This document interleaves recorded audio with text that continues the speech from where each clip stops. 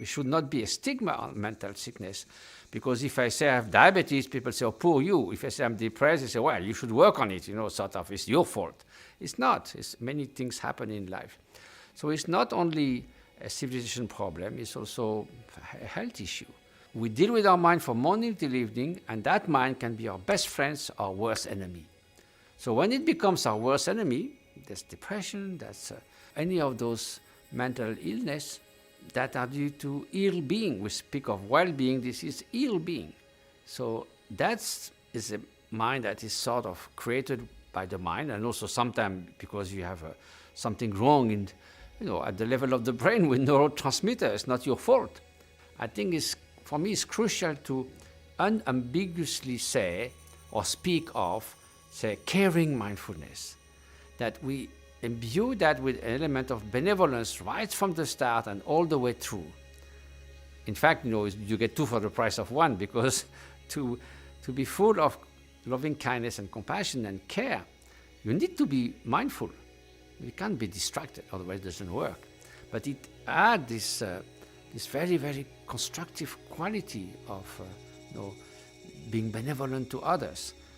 It has been shown, many studies, that mindfulness-based cognitive therapy for people who had at least 2 major depression episodes can reduce the risk of relapse by 40%.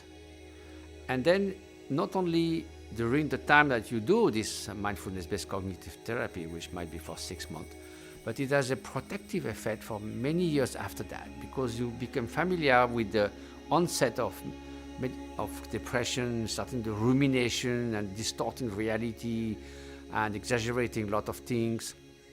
So now you know how to deal with that better.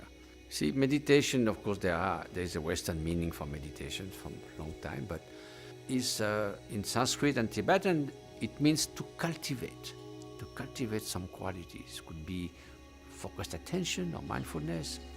It could be loving kindness and compassion. It could be resilience. It could be inner freedom, sense of openness within your mind.